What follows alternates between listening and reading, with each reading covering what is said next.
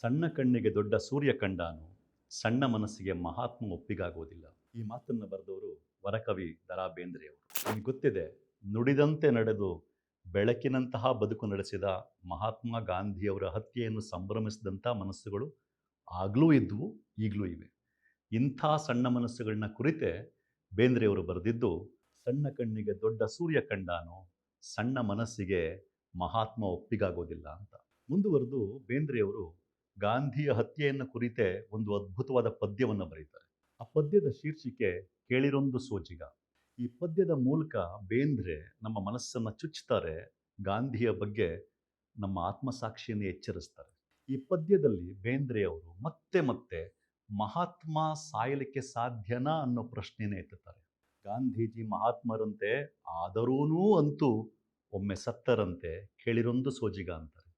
ಮುಂದುವರೆದು ಸಾವು ನೋವು ಮೀರಿದ ಗಾಂಧಿ ಹೇಗೆ ತೀರಿದ, ಕೇಳಿರೊಂದು ಸೋಜಿಗ ಅಂತಾರೆ.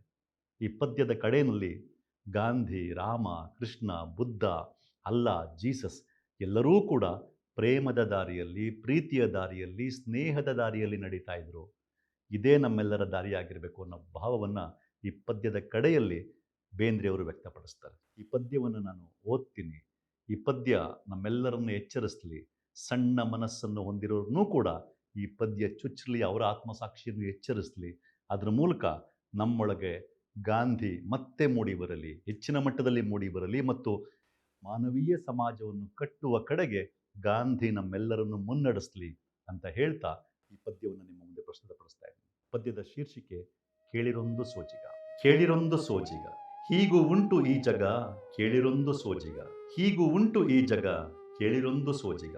ಗಾಂಧಿ ದೇಹ ಬಿಟ್ಟರಂತೆ, ಜನರು ಅದನ್ನು ಸುಟ್ಟರಂತೆ. ಹೌದು, ಗಾಂಧಿ ಸತ್ತರಂತೆ, ಜನರು ನಿಜವೇ ಅತ್ತರಂತೆ. ದಿನದ ಹಾಗೆ ಗಾಂಧೀಜಿಗೆ ಬಿನದವಾಗೆ ಪ್ರಾರ್ಥನೆಗೇ ಬಂದರಂತೆ. ಆಗದವರು ಕೊಂದರಂತೆ, ಗಾಂಧಿಯವರು ಬಿದ್ದರಂತೆ, ದೋಡುವವರು ಇದ್ದರಂತೆ. ಪಾಪ ಪಾಪ ಅಯ್ಯೋ ಪಾಪ, ಇದಕ್ಕೂ ಇರಲಿ ಉಶ್ಯಾಪ. ಗಾಂಧೀಜಿ ಮಹಾತ್ಮರಂತೆ, ಆದರೂನೂ ಅಂತೂ ಒಮ್ಮೆ ಸತ್ತರಂತೆ. ಕೇಳಿರೊಂದು ಸೋಜಿಗ, ಹೀಗೂ ಉಂಟು ಈ ಜಗ. ಶಾಂತಿದೂತನಾಗಿ ಬಂದ ಮಹಾಧೀರ ಶಿವನ ಕಂದ, ಪ್ರೇಮ ಮಂತ್ರವನ್ನು ತಂದ ಅದೇ ಅಂದ, ಅದೇ ಅಂದ. ಕೈಯ ಮುಗಿದು ಕಣ್ಣ ಮುಚ್ಚಿ ಮೈಯ ನೊಗೆದು ಹೃದಯ ಬಿಚ್ಚಿ ಹೊರಟಿತೊಂದು ಶಬ್ದವು, ಅದರ ಧ್ವನಿಯು ಅಬ್ದವು. ಬಾನುಲಿಯೇ ಕಂಪಿಸಿ ವಿಶ್ವವೆಲ್ಲ ಜೋಂಪಿಸಿ, ಏನನರ್ಥ ಏನನರ್ಥ ಎಂದು ಕೂಗೆ ಕೂಗಿತು. ಅದರ ಬೆನ್ನಿಗೊಂದೇ ಅರ್ಥ, ಒಂದೇ ಭಾವ ಸಾಗಿತು. ಜೀವಕ್ಕೆಲ್ಲ ಧಾವತಿ, ಪ್ರೇಮಕ್ಕೊಂದು ಆಹುತಿ. ಕೇಳಿರೊಂದು ಸೋಜಿಗ, ಹೀಗೂ ಉಂಟು ಈ ಜಗ.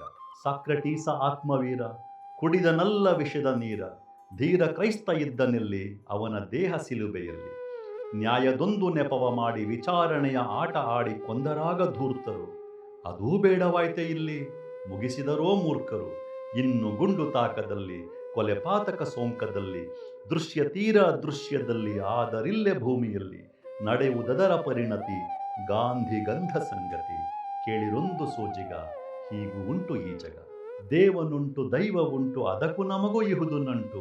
ದುರ್ವಾಸನೆ ನಾರದಲ್ಲಿ, ಅಹಂಕಾರ ಸೇರದಲ್ಲಿ, ವಿಶ್ವ ಹೃದಯ ಹಾರದಲ್ಲಿ, ಪ್ರೇಮದೊಂದು ರತ್ನವು, ಅದಕ್ಕೆ ವಿಶ್ವಯತ್ನವು. ಅದೇ ನಮ್ಮ ನಿಮ್ಮ ಗುರಿಯು, ಅದು ಇಲ್ಲದ ವಿಶ್ವ ಉರಿಯು. ದ್ವಂದ್ವ ಮೀರಿದೊಂದಿದೆ, ದ್ವಂದ್ವ ಎಂದೋ ಕೊಂದಿದೆ. ಸಾವಿನಲ್ಲಿ ಸಾವಿದೆ, ನೋವಿನಲ್ಲಿ ನೋವಿದೆ. ಸಾವು ನೋವು ಮೀರಿದ ಗಾಂಧಿ ಹೇಗೆ ತೀರಿದ. ಕೇಳಿರೊಂದು ಸೋಜಿಗ, ಹೀಗೂ ಉಂಟು ಈ ಜಗ. ಬಾಳು ಜಗವೇ ಬಾಳೆಲೋ, ಪ್ರೇಮದಿಂದ ತಾಳೆಲೋ ಎಂದು ಕೊನೆಗೆ ಸಾರಿದ. ಬಾಳು ಜಗವೇ ಬಾಳೆಲೋ, ಪ್ರೇಮದಿಂದ ತಾಳೆಲೋ ಎಂದು ಕೊನೆಗೂ ಸಾರಿದ. ಗಾಂಧಿ ಸ್ವರ್ಗಕ್ಕೇರಿದ. ಅದನ್ನೇ ಇಲ್ಲಿ ತರುವನು, ಮತ್ತೆ ಮರಳಿ ಬರುವನೋ.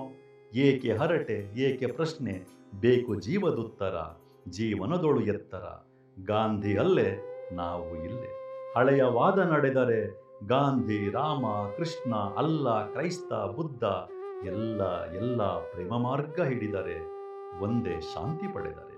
ಹಳೆಯ ವಾದ ನಡೆದರೆ, ಗಾಂಧಿ, ರಾಮ, ಕೃಷ್ಣ, ಅಲ್ಲ, ಕ್ರೈಸ್ತ, ಬುದ್ಧ ಎಲ್ಲ ಪ್ರೇಮ ಮಾರ್ಗ ಹಿಡಿದರೆ, ಒಂದೇ ಶಾಂತಿ ಪಡೆದರೆ. ಕೇಳಿರೊಂದು ಸೋಜಿಗ, ಹೀಗೂ ಉಂಟು ಈ ಜಗ. ಕೇಳಿರೊಂದು ಸೋಜಿಗ, ಹೀಗೂ ಉಂಟು ಈ ಜಗ. ಹೀಗೂ ಉಂಟು ಈ ಜಗ, ಕೇಳಿರೊಂದು ಸೋಜಿಗ.